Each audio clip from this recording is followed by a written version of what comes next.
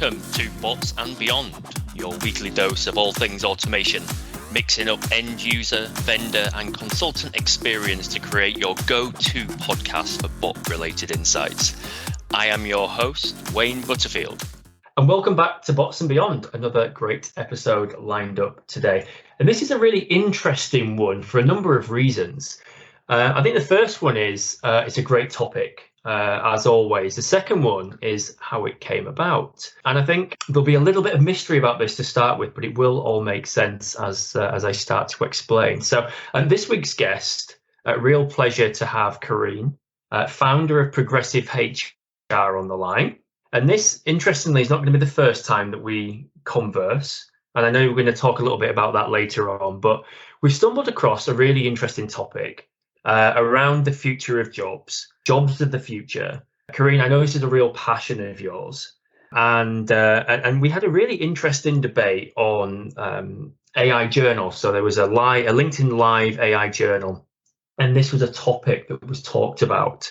And we thought, wow, this is going to make a great episode for the podcast. So for anyone who was on or listening to the AI journal session a few weeks ago, this will probably resonate. And for anyone that wasn't, all will become clear shortly. It's great to be introduced to my guest. And as is pretty standard now, our intro is, who you are, what you do, and why you do it.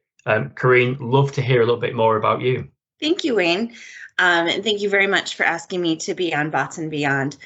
So I'm Coreyne Woodman-Holoubek. Yep, that's Holoubek, like Gwen Stefani's Holoubek girl. And I don't mind if you use that as a reference. And I'm an HR executive. As Wayne said, I'm the founder of Progressive HR. I'm the host of Progressive HR Live on LinkedIn.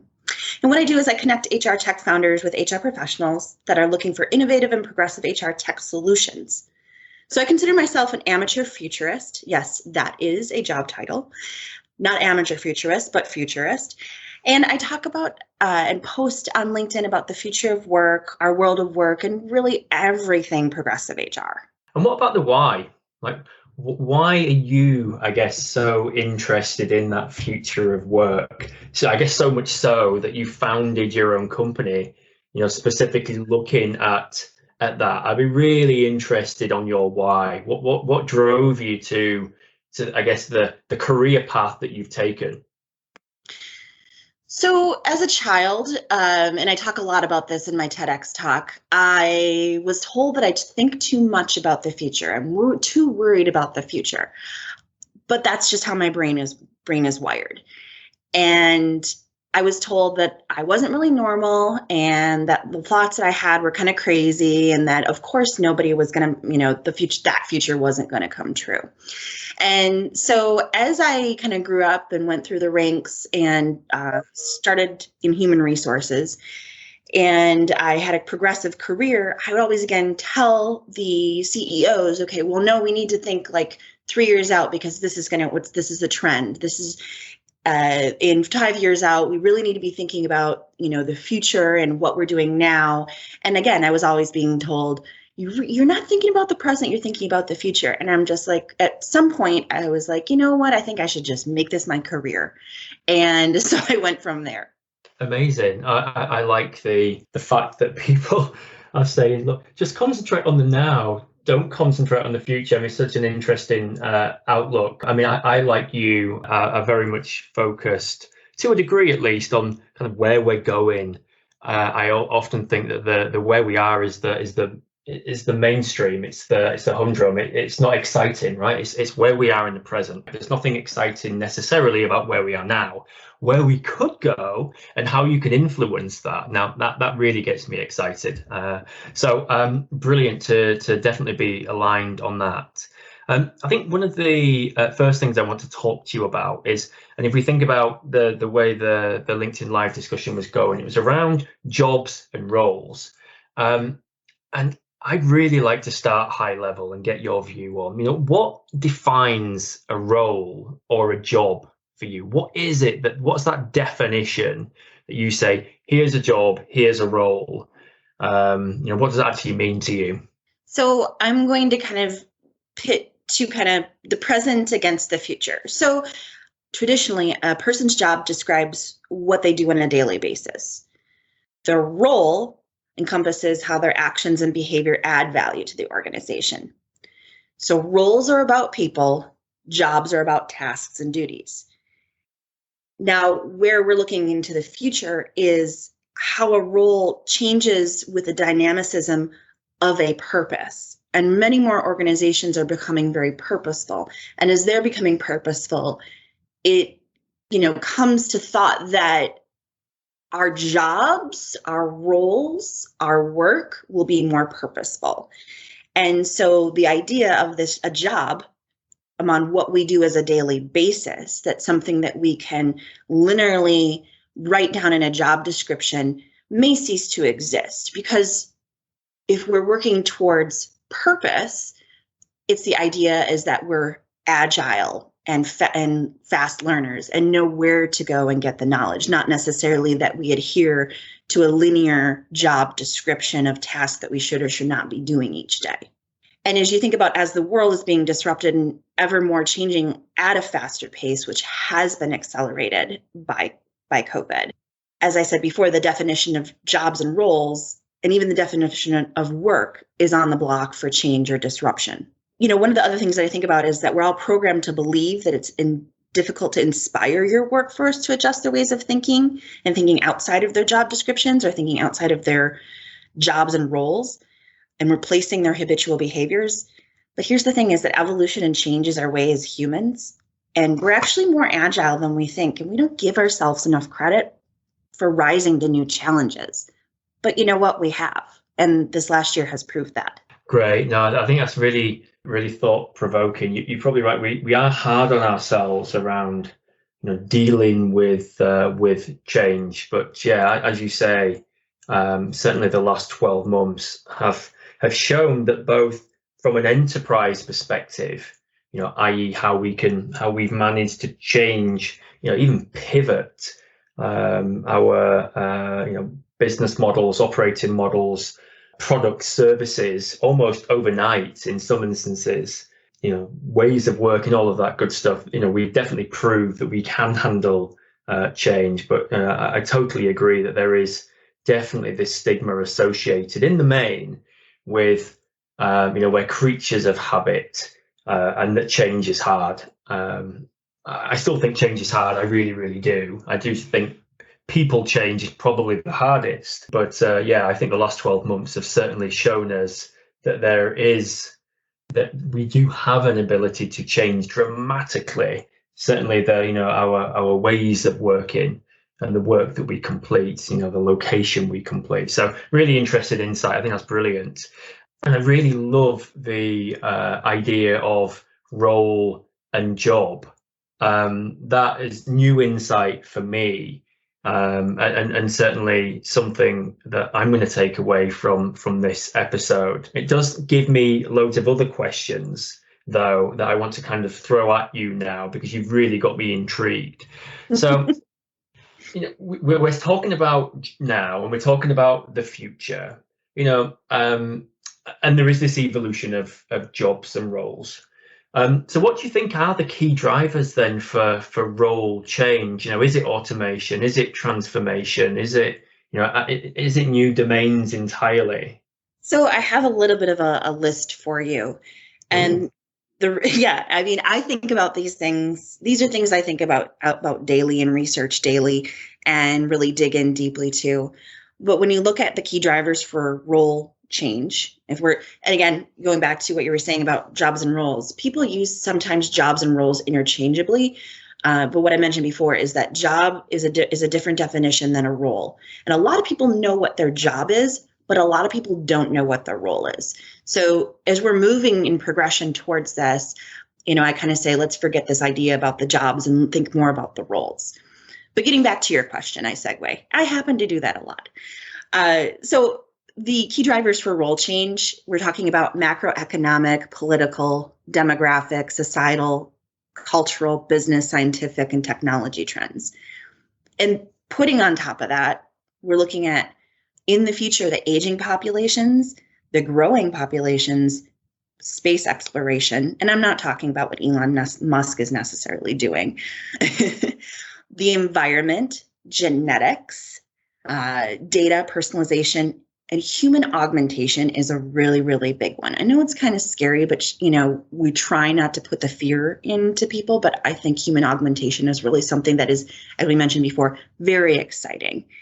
And of course, we're talking about AI, IA, VR, XR, AR, voice, cloud computing, robotics, RPA, machine learning. As I said, it was a list, and possibly quantum computing, blockchain, NFTs, crypto, all these different emerging technologies and trends that are coming together to kind of create this very exponential, maybe kind of Big Bang sort of, I'm not referring back to the Big Bang of the theory, but a big explosion of huge changes and trends that are coming our way that are really going to produce a future that is quite unimaginable right now. And it's really also about the role of human consumption as these emerging tech tools provide income increases and much more time to us. I'm really a huge fan of Manish Bahl, who's the Associate VP, Center of Future of Work, Asia Pacific and the Middle East for Cognizant. And they produce a report, I'm not honestly sure, but it's like 1 to 2 years, called the 21 Jobs of the Future. As well, there is an organization called Fast Future that does also produce, not necessarily a report, but just kind of like their idea of the jobs of the future.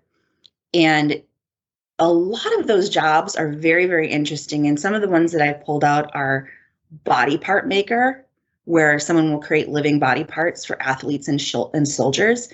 I'm thinking, why are they limiting it for athletes and soldiers? I'm thinking this is going to be, maybe athletes and soldiers will become early adopters, but it's going to be, mainstream eventually. Memory augmentation surgeon will boost patients' memory when it hits capacity. Now think about that. And that's really incredibly interesting for a number of different roles in the future. Personal data broker. The personal data broker will ensure consumers receive revenue from their data. That's pretty cool, because right now we're not receiving any revenue for our data. And the broker, like a stockbroker, will establish prices and execute trades. Snapchat addiction therapist. I think that one's a little bit far reaching, but it is still a very interesting job. And now this is one of the jobs that I see myself having a role in the future, a narrowcaster. So it's the opposite of a broadcaster, because things are becoming increasingly personalized and individualized. And so the media will grow increasingly personalized and will need people to handle those narrowcasting streams. So I go back to mentioning Manish Bahl, because you had mentioned at the introduction that why we're talking about this will become clearer, and what we have in store will become clearer.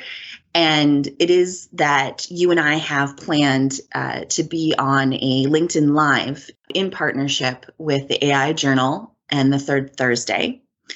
And we'll be talking with Manish Bahl on a panel, and we're going to be talking a lot about the jobs of the future. And that's on May 11th from 9 a.m. to 10 a.m. Central Time. And then what time is that in your neck of the woods, Wayne? That, I think from memory, was 3 p.m. Yes, and then Manish will actually be coming on at like 9 p.m. in his time. So it's very much an international collaboration. Great plug there. What I will do, everybody, is I will put the event page for our next LinkedIn Live session in the show notes and also on the LinkedIn post. So anyone who's interested in attending that and further investigating this wonderful world of jobs of the future, I think that's not to be missed. You missed one of the jobs out that I had heard recently. Chief Officer of TikTok, which you sent me on LinkedIn the other week, which was one I hadn't heard of, and that kind of got me thinking about objectives. Like, what is it around a role, a job, objectives that's changing? Because the Chief TikTok Officer, although in name is different, surely that's the same as your current kind of HR, your current social media manager, just a specific channel. So their objectives would likely be exactly the same, whether they were trying to grow engagement on Facebook, Twitter, LinkedIn, or any other social channel. It's just that they've been very specific around mentioning one social media channel on a job title. What's your kind of views on that? Well, the one thing that we will talk about is that the jobs of the future are a mix of pie-shaped skills and hybrid work. So when we talk about the difference between is taking the example of chief TikTok officer and chief social media officer, chief TikTok officer is a hybrid of social media understanding, marketing understanding, video understanding, and short, fast-paced learning systems understanding. So a TikTok video is completely different than, let's say, a LinkedIn video, although some people do post their TikTok videos on LinkedIn. TikTok video, you have 30 seconds and you have to be entertaining. And what type of edutainment can you produce within 30 seconds? I believe it's 30 seconds. I don't have a TikTok account, but that's my understanding. So when you're looking at someone who's like a social media officer, that's a very broad-based job, as where a chief TikTok officer is more of a narrow-based job with a bunch of pie-shaped and hybrid work. So going back to the reason why we're having some of these conversations, this one and the future one, was around some of the data associated with the reports that people like Manish and others have highlighted. And I think one of the stats that came out was that, by 2030, 85% of the jobs completed in 2030 they don't exist today. Now, you made some amazing job titles, and I know you didn't make them up, by the way. You mentioned some amazing job titles, and in 9 years doesn't seem that far away, and 85% of jobs seems a hell of a lot, from where we are now. So again, I know you were quite passionate about the fact that, whether it's 85 or not, that there is this transformation of the jobs market underway. Kind of give us your thoughts on some of those stats. I know you've read a number of different reports. Talk to us a little bit about some of those. What are the ones that have kept you interested over the last couple of years, and maybe those that recur that you followed? So I love when organizations put out a report. I'm a voracious learner and reader. And the reports that I've really kept up on over the last years has always been the Cognizant reports, the Future of Work McKinsey reports. And the statistic that we quoted, I quoted when we were having the conversation on the AI Journal, is that 85% of the jobs 85% of the jobs in 2030 don't exist today. And I know that you think 85% of the jobs is a really big number. I think it's quite possible that maybe almost 100% of the jobs. And remember, this report done by the IFTF and translated by Dell, this was like a few years ago. So this was 2019? And they hadn't taken into account that we were going to experience a global pandemic. And so when we really look at, what had happened in the last year, it's fully accelerated the future of work, digital transformation and digitization. So that number, 85%, I now believe could be larger. It could be smaller. We don't know. That's the thing about it's the future. We have no clue. But we live in an environment where I see things change week upon week. And it's, like I said, the COVID accelerated our digitization, in some cases, digital transformation, and anything could be possible. I just think about the jobs specifically that the pandemic has produced in the last year that didn't exist before. So, as you mentioned, the same with the TikTok and live streaming. So, and for example, my jobs ceased to exist during COVID. I transferred my human skills and added 50% new tech skills. So I am a prime example of how quickly, in a matter of a week, a job can change just by external trends happening.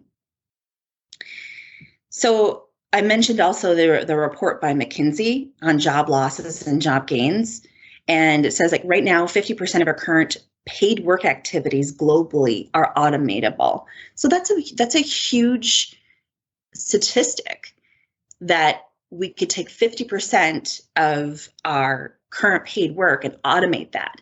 So that transfers us in a number of different roles because we'll be using robots or bots or automation and intelligent automation. And 60% of occupations, at least 1/3 of their activities could be automated, which simply implies a substantial workplace transformation and changes for all workplaces and all workers. When we first had the first question, or actually it was the second question, we talk about global consumption.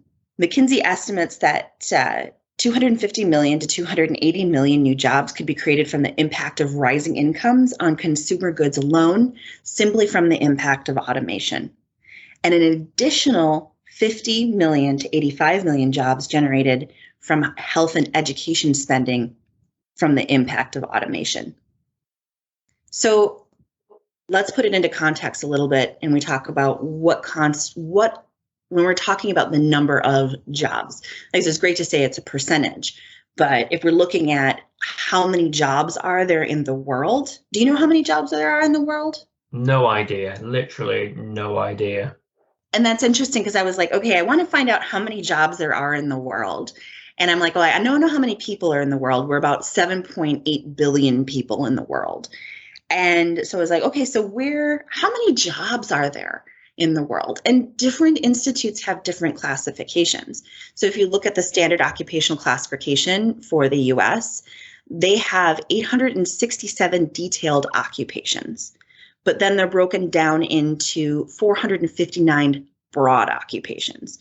So according to the SOC, if we're talking about 85% of jobs.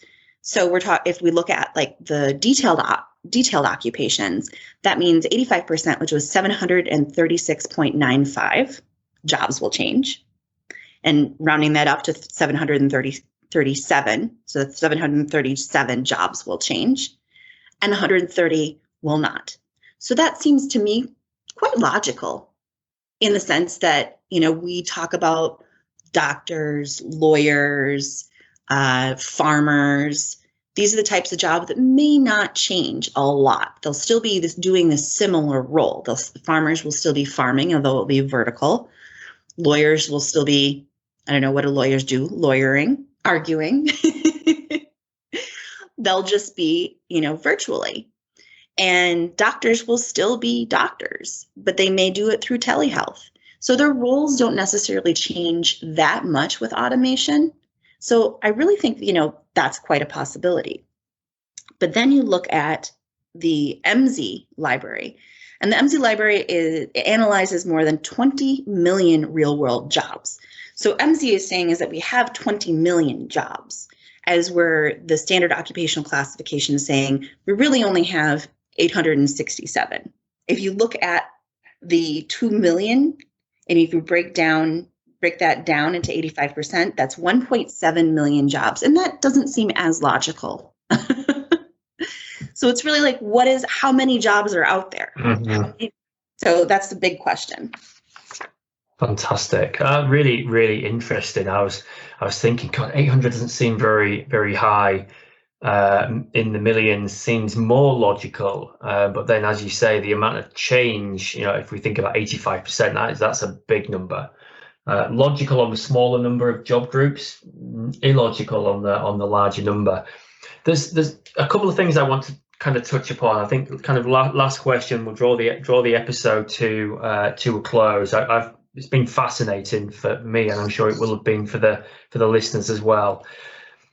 You mentioned about intelligent automation. We always try and talk about that a little bit, at least on Bots and Beyond. The bit I was quite interested in is with all of those McKinsey stats. It sounded like it was more positive on the job front than negative, even with the advent of intelligent automation on top and all of this change. Do you see a time in the future when unemployment becomes a thing of the past? Global employment, which could potentially be enabled by automation versus, if we think about what the vast majority of the media reaction is to automation, it's the complete opposite. It's the end of jobs as we know them, mass unemployment. What on earth are people going to do in the future? What is your view? Well, you talk about the media and how the media talks about the challenges and the upheaval that this automation is going to create. And I will say, okay, well, is it challenges and upheaval, or is it opportunities and tranquility for humans? And like I said, I'm quite a fan of Manish Ball and his work with Cosident. And one of the reports he put out, he said, okay, we have to look at this and say to the media, okay, this is a lot of hype. And we have to look at history and where we are right now. And he makes these points is that, number one, work has always changed. Number two, lots of current work is really awful. Number three, machines need man. Number four, humans have unimagined potential. Again, going back to what I said before, we really don't give ourselves enough credit. And technology will help our society. So when you ask me about the possibility of will we reach full employment, I've always thought that's always my dream. And I think it could happen because, a number of things that we have to think about is this changing idea of work. What is work? So is work 40 hours a week at 8 hours a day? Or can work be with automation 5 hours a week? And that goes back into like flex work and shortening of the work week and how automation is also helping us with job matching technology. It's widening our talent pools. And it's we're being able to, women in the household are going to be, are able to go to work, which means we can monetize unpaid home labor, which puts more money into our society and gives us more resources. And that also brings about diversity driving organizational success and hence more resources, again, what I said, and people are going to be happier and we're going to be less burnt out. So I really see our future with automation, much like the PwC yellow world, where workers and companies will seek out greater meaning and relevance. Workers will find autonomy, flexibility, and fulfillment while working for organizations with strong ethical and societal standards. And the concept of fair pay will predominate the future of work. So in all that, we look at how is automation and these different trends going to affect employment? And could there be full employment? Well, again, looking at what do we consider employment? Is employment doing something that you feel you have purpose and passion for and that you get paid for? It doesn't matter if you're a gig worker, a freelance, the on-demand workforce, or you're employed. And it doesn't matter whether you can work 40 hours in a 5-day work week for a very specific company. It expands itself where if you define work, if you define your passion and your purpose doing that for 10 hours a day and somebody's willing to pay you for it, then we could eventually have full employment. Interesting. I think it's a great point and probably leads us nicely onto our session in May. As I say, I'll post the event page in the LinkedIn post when this goes live. Coreyne, absolute pleasure to talk about this with you. Certainly whetted my appetite for our future conversations on this topic as well. I think You've got a brilliant viewpoint. Really appreciated your insights here, as I'm sure the audience will as well. So thank you very much, and thank you, the audience, also for listening.